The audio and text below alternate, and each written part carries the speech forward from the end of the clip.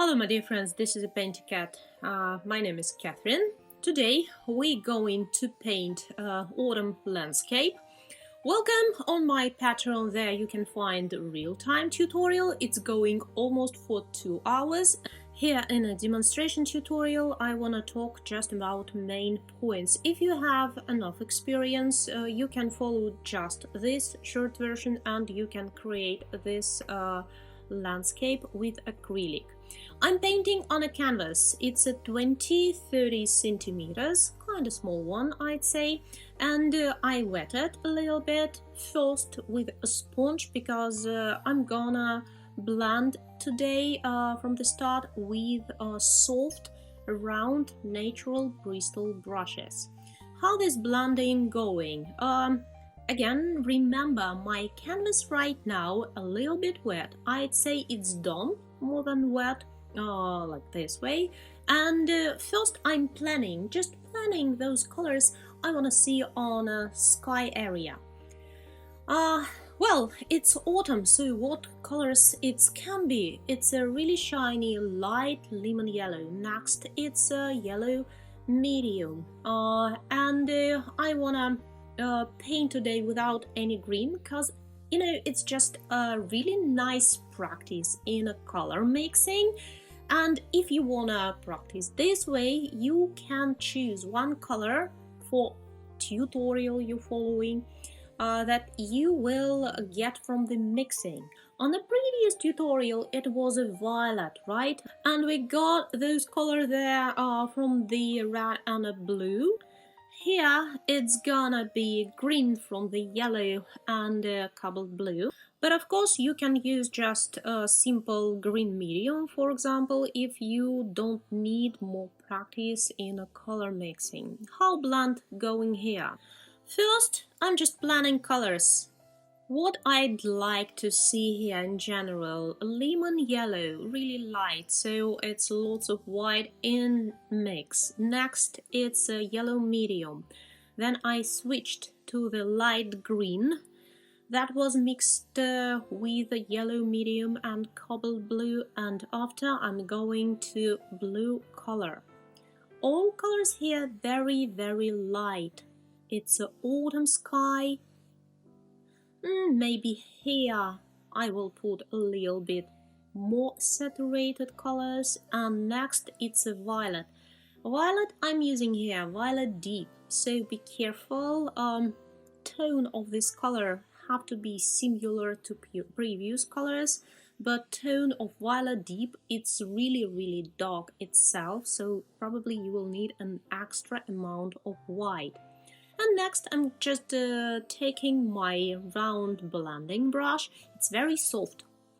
You have to put it in water first to let it time like 30 seconds maybe to soak a little bit of water. After you have to remove an extra water, and with this brush, damp brush, soft brush, you have to blend with the round moves. Touch your canvas softly. Don't be in a hurry. Remember, your canvas still staying wet, so it's helping to you, and you will have enough time to blend colors softly. I put all colors I like to see here, and what I love about this blending. It's possible to blend not just a simple gradients as possible to create with a flat brushes, but also it's possible to bring some spots, interesting color combinations. Also you can layer new colors on top of previous ones, and you can blend everything with just your soft brush. Remember, blending brushes, natural bristle brushes, it's always soft, it's never too hard. You can try it on your skin. If brush soft, it's a blending brush. If it's scratching your skin, that's mean it's a brush for this type of painting. Take a look. Right now, again, it's a natural bristle, but this one, it's a rough brush. It's a number 4. It's about 5 centimeters in diameter, and look, how painting going here. This brush is never taking too much of acrylic from the palette. Usually it's have just a small amount on the tip, and I like to create tree crones. I like to paint like a bushes really far from you. Each time you're touching your canvas, try not to make a long brush stroke. Try just to tap your canvas with a brush. In this tutorial, it's lots of this tapping, tap, tap, tap, tap, tap, because we're gonna create very loose tree crones. It's have to be patchy a little bit because in the autumn season some of the leaves already fall down, and lots of blue patches of the sky visible through the tree crown. So this way you will really need to just tap with your brush. Let's paint some bushes here on a foreground. I mixed a little bit of umber burnt there, also red color, and just a tiny bit of light yellow. It was a yellow lemon. Let's plan coastline.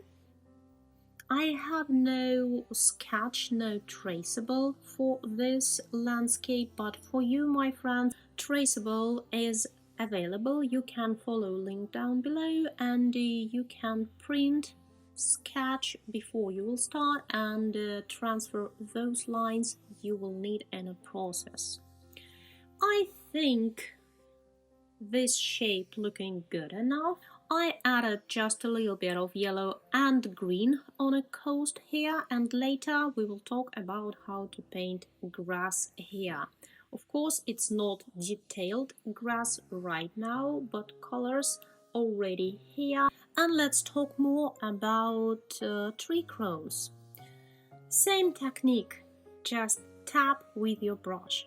And I'd say this tutorial really good for beginners, because it's giving a lot of practice with this technique when you have to do really short and simple brush strokes. And remember, layer on top of another's. You have to put a really huge amount of brush strokes. Leave tiny spots between yellow and orange brush strokes. It will give you lightweight effect for tree crones. It will look like some of leaves fall down, some of leaves still staying on a tree. Color can be light orange, can be really dark red, and even can be brown. Not all leaves turning to the beautiful red or orange. Some green leaves turning to the brown. And if you will use just a clear orange, red and yellow, your forest landscape will look too idealistic, not really natural. Remember to add those brown. I just like how it's looking here. Also, it's giving an extra depth to the crown. About grass, well, I just adore zigzag brushes for this type of paint work, and look, it's again really short brush strokes, no any long ones here. And again, layer brush strokes on top of another's, not just green.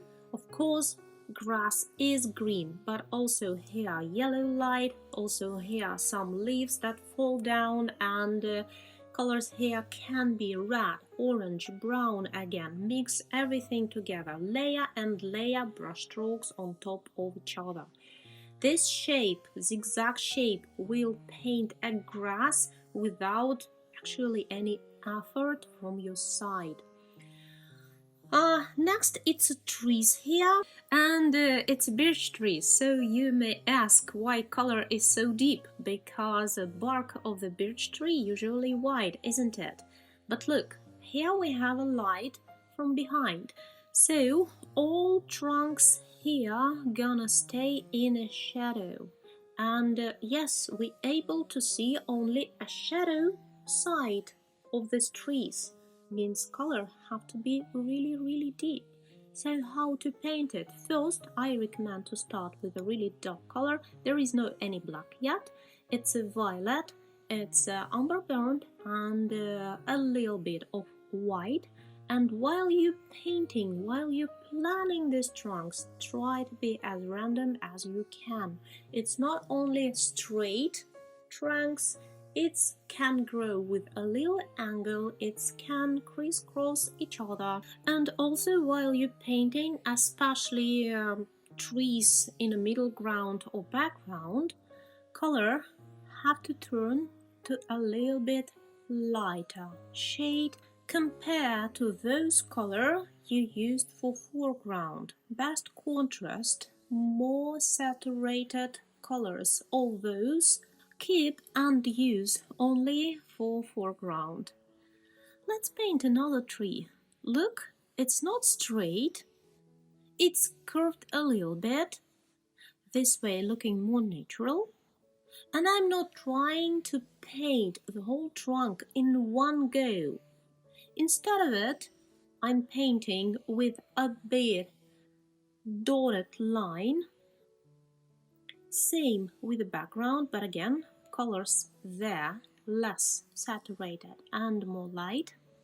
And don't forget about small twigs and branches. For tiny lines, I like to use line brush. This one I'm using right now, it's number 2, Graduate brush by Darlene Rowney. I like it, it's flexible enough, not too thin, I'd say, so it's really comfy to paint twigs and branches with this kind of brushes. And the same, it's have to be dotted lines, not the solid, because if you will paint just a solid lines without any distances in each line, it will give an effect like it's a silhouettes of the trees placed, painted on top of the tree crowns. You have to paint, you have to demonstrate like some parts of the crowns crossing trunks and tree branches. As soon as all dark shapes done and it dries, you have to add a little bit more white. I'd say sometimes it can be not a little bit but a lot even. And imagine you're resolving, you missing those areas on the trunks where dark spots on the bark gonna be later. It's looking as I'm painting with a light violet color and leaving dark spots between my brush strokes. It can be not just a light violet, a little bit of light green will look nice as well, because trunks of the birch trees it's white, so it's reflecting not just violet shadows, it can reflect some orange, some of green here looking really pretty. This part done, let it dry. Choose another brush. I like to get this one, it's number 1 natural Bristol rough brush, and color this color completely black without any white or other colors in it. And important, let it dry a little bit on your palette before you will apply it on your canvas. This way you will paint with a half dry brush, and imagine you're not painting with a really solid brush strokes. Try to scratch your canvas a little bit with this brush. Half dry consistency of acrylic will give you an effect of a really lightweight layer, and this way one by one detail these dark spots on a birch tree. Same with this one. Remember, base part of the trunk usually staying really dark. As I know, in nature it's almost complete black. Yes, you have to paint one by one. So if you plant really lots of trunks here, lots of trees, you will need a time to complete them all. Next step here, actually I really like it because it's giving a light to trunks and it's easy to paint. Look, really light shade. It's a lemon yellow plus white. I'm mixing this combination on a second palette to prevent this light lemon from some accidental mixes with other colors. Lemon yellow, it's acrylic color that can be translucent sometime. So if you want to get clear color and nice coverage, you have to add it with white and you have to keep this color really clear. So before you will start, be sure those trunks already dried. Other way, you will lift up a little bit of black or violet from your canvas and the light stripe will be not that clean and shiny. On the left part here, it's a reflection. So on the right side, it's a light spot. On the left, it's a reflection from the really light and shiny grass here. Reflection, I painted with a light orange. And remember, look at a river. On the left coast, you will have light. On the right part, reflection on the left. On the right coast, trees there will have a light on the left side and a reflection on the right side of the trunk. Reflection in the water. It's really easy to paint it here. It's a calm water. There is no wind in this landscape because, if wind will blow, it will take away all leaves from the trees, isn't it? Leaves still here, so the mood, the weather here have to stay really calm. This way, water, this river, it can have a tiny faults on the surface, but no any waves on it. So reflections easy to paint with a flat brush. Imagine consistency almost dry on your palette. Be careful here with extra amount of water in your acrylic. Try to dry it almost on a palette. Take it on your flat brush and paint with just a vertical brush strokes.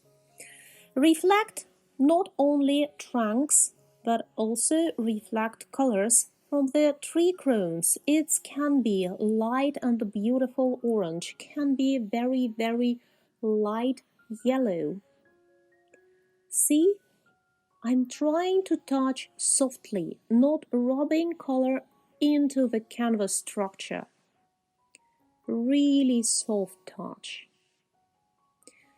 As soon as reflection's done, next step here, I actually really enjoying this step because first of all it's close to the final result and the second it's just easy to paint. It's a watercolor brush, round, pointy, number 4 from the set of different brushes, and paint big enough, leaves on a foreground. And the main rule here, it's a contrast. If you're painting on top of a dark spot, paint with a light yellow or light orange. If you're going to the light area, you have to switch for darker color, but here I really recommend to you to use beautiful saturated and clear colors. As a dark color, you can use here red. Just clear and simple red. Don't mix there any white, which is important because this way red will turn to the pink and it's not looking really natural. If you notice that you're already painting with a pink color, just add a tiny bit of yellow, even tiny bit will do. into your light pink mix and the color will turn into the orange, which is natural enough. When you're going on a light area, for example here, grass, here I like to use clear red. Look how beautiful. Dark orange or clear red color. By the way, brush strokes, of course, have to be really short. Don't paint long brush strokes with your brush. As soon as I have enough of these big leaves, I will add small twigs and some branches. I like to paint in this order, leaves first and twigs after, because this way you will have better control about colorful spots on the foreground. If you will paint twigs first, after you will need to paint colorful big leaves there where you already have twigs. It's not always looking that good. Not always we can keep in imagination really exact look of those spots where it's placed and what colors it's gonna be.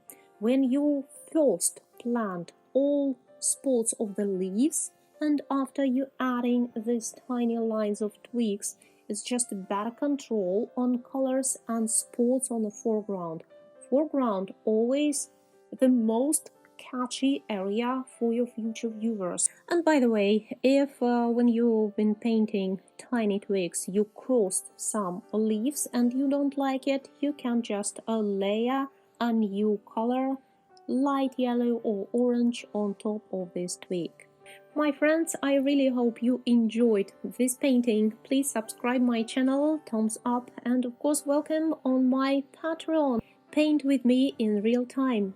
Thank you so much for joining me today, for all your support. If you want to share to me your paintings, join me on Instagram, #PaintyKat. I'll catch you on my next tutorials. I wish you all the best. Bye bye.